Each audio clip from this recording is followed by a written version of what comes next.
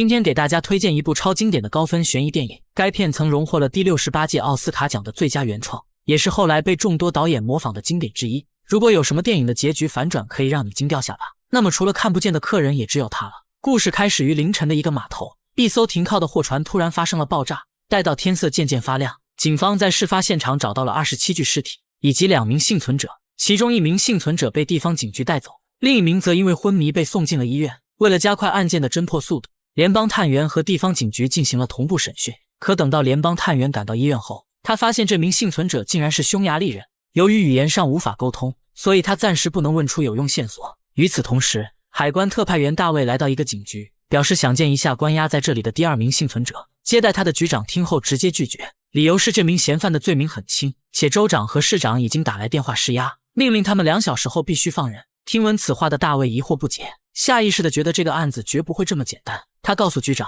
这场爆炸案中有个死者名叫基顿，这个基顿是一个传奇人物，他曾经当了4年的警察，没有谁比他更了解如何逃避法律。鉴于以往的种种犯罪历史，大卫认为基顿是在用假死误导警方，而这场爆炸案也是他策划的。值得一提的是，基顿之前就有通过假死混淆视听的案例。另外，听口气州长和市长也站出来说话，这更说明了案子背后一定藏有其他真相。听着大卫有理有据的分析，再加上大家都是联合执法单位，局长最终答应了请求，并要求他一定要在2小时内结束谈话，毕竟上级的命令是他们惹不起的存在。随后名叫肯特的幸存者被请了进来，他是一个瘸子，也是大家口中的话痨。传言这个人总会说一些毫无边际的废话。待到一切准备就绪，肯特先是环顾四周，然后淡定地向局长要了一杯咖啡。由于时间紧迫，大卫便直接进入了话题，可肯特却显得十分敷衍，表示自己曾在4颗基市参加过4重唱，且还记得当时的男中音是个黑胖子。听到这里的大卫直接打断了他，警告他不要转移话题拖延时间，接下来的2个小时非常珍贵，他可不想听嫌犯在这里讲些废话。面对大卫咄咄逼人的架势，肯特盯着他的咖啡杯开始了讲述。1个月前，有一辆载满枪械部件的商人卡车被劫，劫匪很专业，他们没有留下任何有效线索。警方为了快速结案，随即任意抓捕了5名劣迹斑斑的惯犯，试图从他们当中问出一些蛛丝马迹。5个人分别是整天游手好闲的麦克，经常被关进牢房的本地人范斯特，从事走私工作的胡子哥，以及1名退役老警察基顿。最后一个被捕的是肯特，虽然他只是一个瘸子，但他却在诈骗界小有名气。紧接着警方让他们进行了声音模拟，而这也是本片中最经典的镜头之一。 Hand me the keys, you fucking cocksucker. Number 2, step forward. Give me the fucking keys, you fucking cocksucker, motherfucker! Knock it off, get back. Number 3, step forward.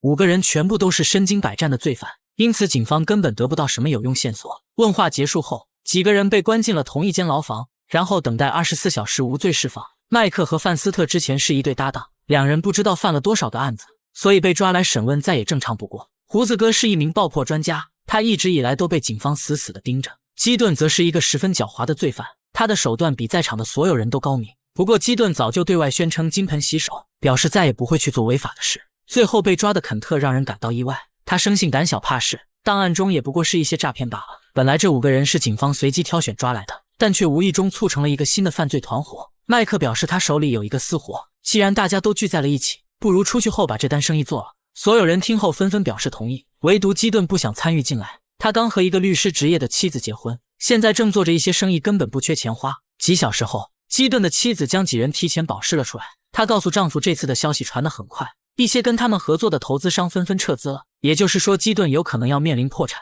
隔天下午，肯特来到基顿家里，他想劝说基顿重新考虑加入这次行动，目标只是一个珠宝商，他们只要将对方的宝石拿到手，就能立刻将其兑换成现金。想到该死的警察破坏了自己的生意，加上眼下的这单又非常诱人，基顿的心瞬间有了动摇。说实话，现在的他的确需要一笔现金。为了打消对方的顾虑，肯特说自己有一个既不杀人又能达成目的的好方法，前提是基顿必须加入这次行动，这样才能保证计划顺利进行。在肯特巧舌如簧的怂恿下，基顿最终决定重操旧业，但也只答应只参加这一次。几天后，目标人物珠宝商现身市区，他雇佣了一辆特殊的出租车送行。这辆出租车实际上是警方的黑色产业，他们按每公里$340的价格收费，以此确保出钱的人一路顺风。可即便是有警方护送，但基顿的团队还是选择了下手。很快车子在一处路段被巧妙堵住，他们也顺利抢走了珠宝商的东西。事后，这桩抢劫案无意间引起了媒体的重视，但调查后却牵扯出了警方的黑色链条，甚至涉及了多达几十名警务人员。如此一来，抢劫案成了次要事件。基顿则通过关系快速摆平了这次风波。对于肯特的描述，大卫充满了疑惑。他不相信基顿会金盆洗手，因为基顿的犯罪历史堪称传奇，曾有不少人指控过他，但最后不是证人翻供，就是在出庭前突然暴毙。所以依据这样的人设判断，一定是基顿主动组建的团队，且还是主谋策划的这起抢劫案。现在肯特之所以撒谎，一定是在声东击西为基顿打掩护。这番推断让肯特哭笑不得，他让大卫不要主观臆断事情的真伪。随着接下来的讲述，更多的细节渐渐地浮出了水面。之后几人坐飞机前往洛杉矶进行交易，他们也顺利地拿着宝石换取了现金。麦克跟中间人的关系很熟，似乎经常在一起合作。中间人表示他手上有数不清的活，但却找不到有能力的团队来做。他希望麦克能再帮他做一笔。这次的目标依旧是一个珠宝商，唯一不同的是他携带的还有现金。事成之后，中间人只要货不要钱，麦克则可以拿钱和得到额外的报酬。这时基顿阻止了谈话，因为他在加入时说过只做一次。中间人见状劝他不要固执，无论做一件还是多件，基顿的黑历史永远不会改变，他也永远摆脱不了罪犯的帽子。最终基顿答应下来，不过还是保持着绝不杀人的原则。稍后时分，目标人物和2名保镖出现在视野，可众人在实施计划时却出现了意外，对方3人的反抗极为强烈，麦克也不得不杀死了难缠的保镖。这时珠宝商死死地抱着东西不肯松手，他似乎看出基顿不会轻易扣动扳机，而随着一声清脆枪响，最不起眼的肯特竟直接打死了珠宝商。事成之后的几人来到一处隐秘地方，他们迫不及待地撬开保险箱查看，但让人万万想不到的是，里面只有一堆最难出手的毒品。显而易见，中间人耍了他们，一切都不是想象的那样简单。现在的他们不仅没有得到任何东西，反而还平白无故地杀了人。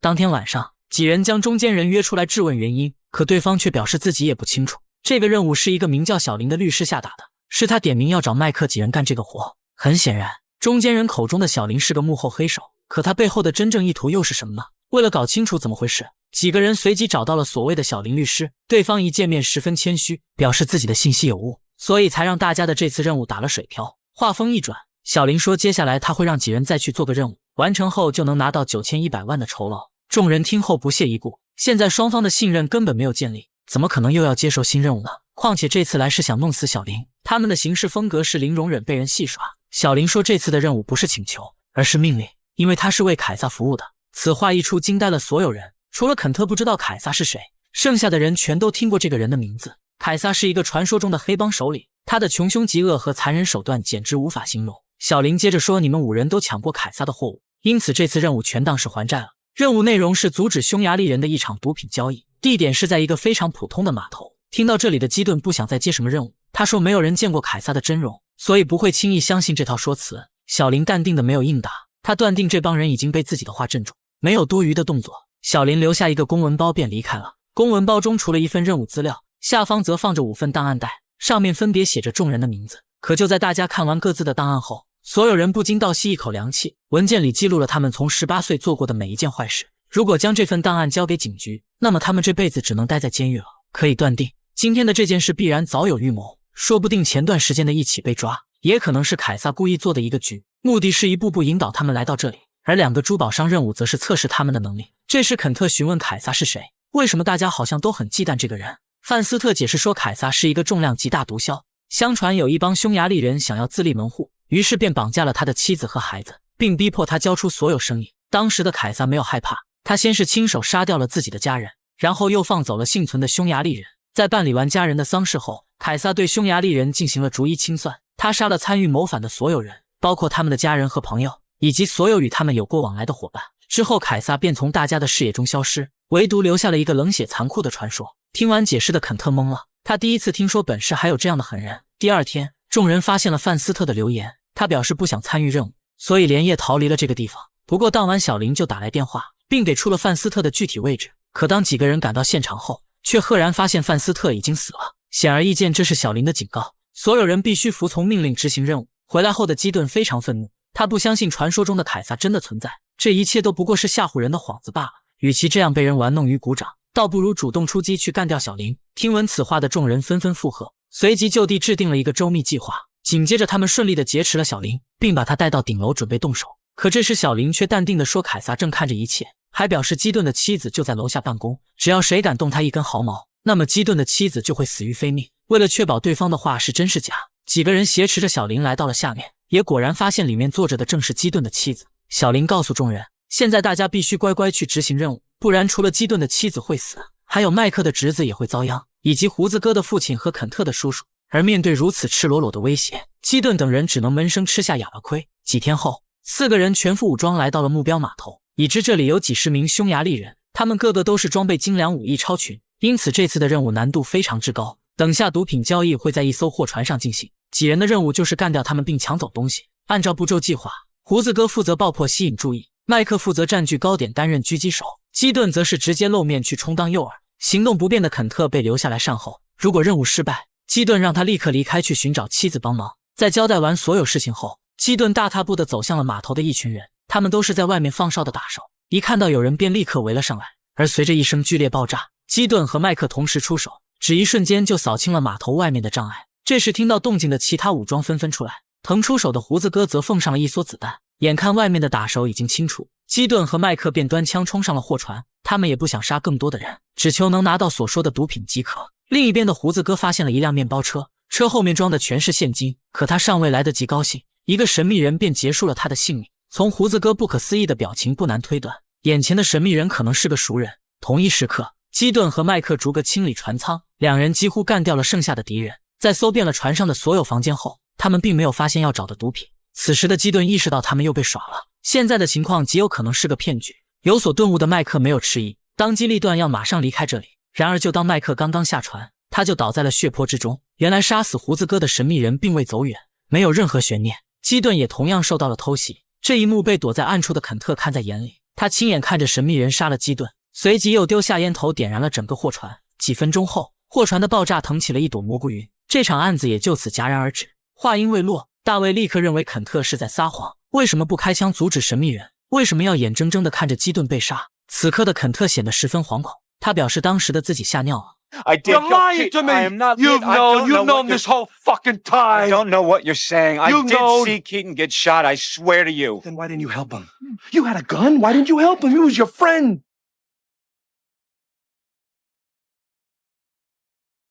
Because I was afraid. Okay? Afraid. Afraid of what? Afraid I of knew it was Kaiser Soze. But Keith, It was Kaiser Soze, Agent Kuyan. I mean, the devil himself. How do you shoot the devil in the back?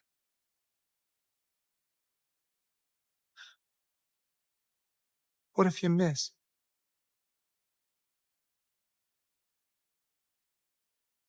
All right, let's get back. 这时联邦探员带来了一条新线索，他们通过找来翻译得知，医院的匈牙利人在爆炸前看到了凯撒，现在已经让侧写师绘制图像，等下就能知道凯撒的模样了。另外，警方在海边发现了一具尸体，死者名叫阿图索，虽然他只是一名小毒贩，但他在去年被抓时却供出了几十名同伙，且其中就包括凯撒。后来警方故意将其放了出来，目的是想引出幕后的大毒枭凯撒。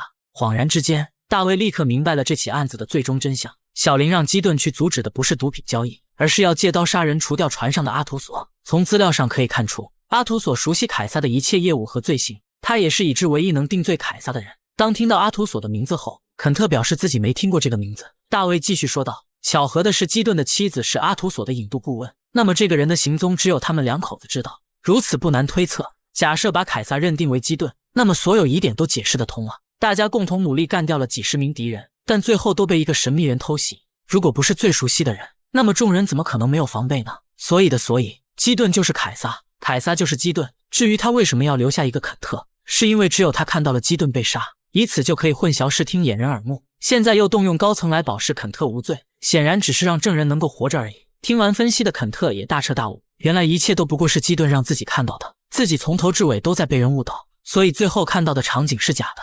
Why me? Why not Fester or McManus or Hockney? Why me? I'm stupid. I'm a cripple. Why me? Because you're a cripple, Gerbil. Because you're stupid. Because you're weaker than them. I saw him die. I believe he's dead. Oh, Christ. 眼看2个小时已经到点，按照规定要无罪释放肯特，大卫劝他最好留在警局，说不定出门就会被匈牙利人报复。但肯特却拒绝了好意。他说自己是一个讲义气的人，反正同伴们都被杀了，所以他能否活下来也无所谓了。大卫还想说些什么，可肯特还是义无反顾地离开了。而望着渐渐远去的背影，大卫的心情显得有些沉重，或许他还在担心肯特的安危吧。紧接着肯特拿走了自己被没收的物品，然后一瘸一拐地走出了警局。故事到这里看似已经结束，可实际上最终的真相还未揭开。放松下来的大卫一边喝着咖啡，一边津津有味地回忆着自己的强大推理。但就在他看向墙上的黑板信息时，眼神中不由得充满了问号。这个黑板竟然产自思科基市的4重唱牌子。想到肯特刚才好像说过这个地方，还说有个男中音是个黑胖子。巧合的是，下一秒大卫便看到墙上也有一个黑胖子。依据肯特的描述，他所说的每一个名字都能在这里找到对应。此时此刻再也明显不过，刚才肯特绘声绘色的讲述全是假的，他完全是对着墙上的信息进行了胡编乱造。顷刻间大卫被惊得全身僵硬，手中的咖啡杯也瞬间掉在了地上。而从杯子破碎后的刹那间，底部的信息却显示出了小林制造。只一瞬间，大卫感到头皮发麻，他已然知道自己才是那真正的小丑。等到他慌忙追出来查看时，肯特早已不见了踪影。同一时刻，医院那边的凯撒画像传了过来，而那上面的样子正是刚刚离开的肯特。原来那个看似最无辜最可怜的人才是凶手，他所向外界展示的一切都是假的，包括他本身也是一个最大的骗局。影片最后的真相彻底诠释了什么叫眼见不一定为实，也或许他是敌人故意给你看的伪装。至此本片结束。毫无疑问，肯特是一个绝顶聪明的人，他仅凭着一个黑板的信息就编造出了一个庞大的故事线和逻辑关系。有可能从基顿几人一起被抓开始，他们就已经处在了肯特的计划之中。其实导演在镜头中故意留下了多处伏笔，如果你在看原片时看得足够仔细，基本上可以猜测出幕后的凶手究竟是谁。最后不得不说一句俗语，一个好的小说家不一定是骗子，但骗子一定是一个好的小说家。